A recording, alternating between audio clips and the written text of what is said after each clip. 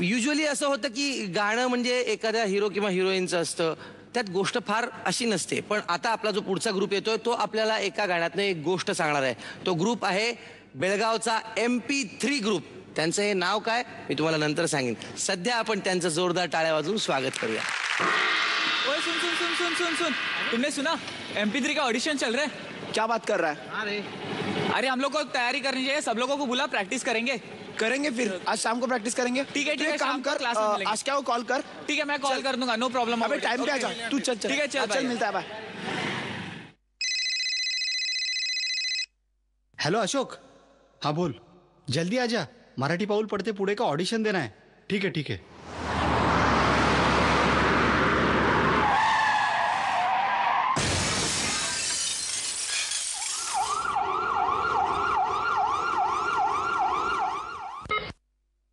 अबे आज क्या एक्सीडेंट हो गया बे.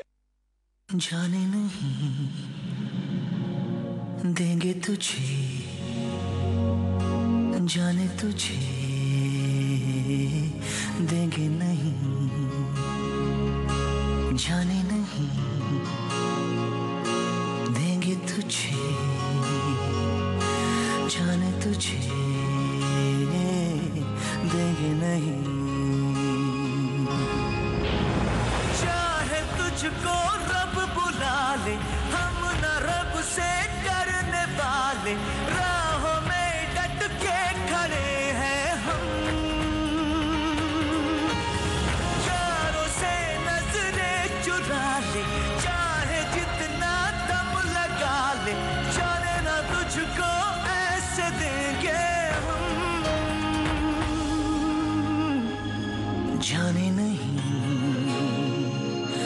देंगे तुझे, जाने तुझे देंगे नहीं.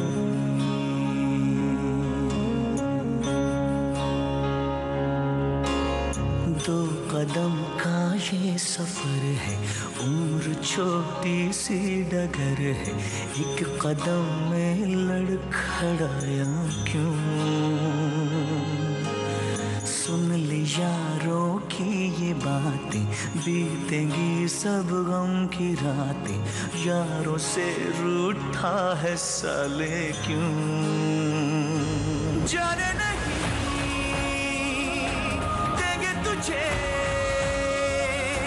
जाने तुझे देंगे नहीं, जाने नहीं देंगे तुझे, जाने तुझे देंगे नहीं.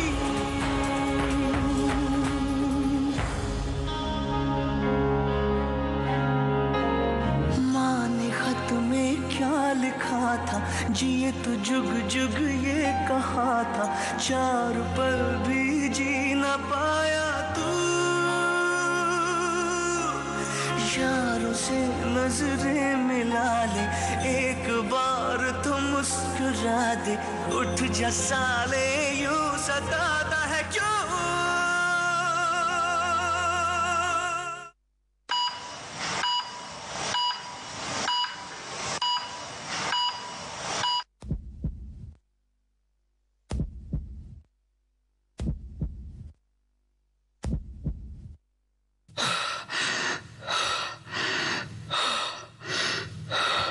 Come on Ashok, you can do it. जाने नहीं देंगे तुझे, जाने तुझे देंगे नहीं, जाने नहीं देंगे तुझे, जाने तुझे देंगे नहीं, जाने नहीं देंगे तुझे. सर्वप्रथम ऑडियन्सच्या टाळ्यांवरून तुम्हाला कळलं असेल की ती हृदयद्रावक आणि हृदयाला हात घालणारी अशी एक तुम्ही कथा सांगितली. ही सगळी वेगवेगळी मुलं होती, ती वेगवेगळे ऑडिशनला आले होते ही सगळीजण.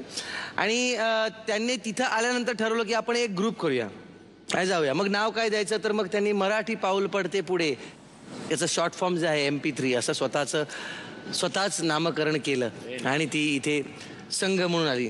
उर्मिला, MP3 बेळगावचे आहात ना तुम्ही? छान वाटला तुमचा मला प्रोग्राम, हा तुमचा सगळा परफॉर्मन्स. पण मला असं वाटलं कदाचित तुम्ही, म्हणजे मला ही बॅक स्टोरी आता कळल्यामुळे कदाचित हे कारणही वाटत असेल की वेगळे वेगळे 4 लोक एकत्र येऊन ग्रुप फॉर्म केल्यामुळे असेल किंवा काहीतरी. ऍक्ट मला थोडा ढिला वाटला. म्हणजे मला असं वाटलं की एकत्रितपणाचा जो असा तो एक 4 बोटं 5 बोटं एकत्र आल्यावरती जो पंजाब बनून जो त्याची जी पॉवर येते ना, ती एक ग्रुप डान्समध्ये आली पाहिजे. आणि इथे एवढी लोकं नव्हती की सिंक्रोनाइज करायला कठीण गेलं पाहिजे होतं.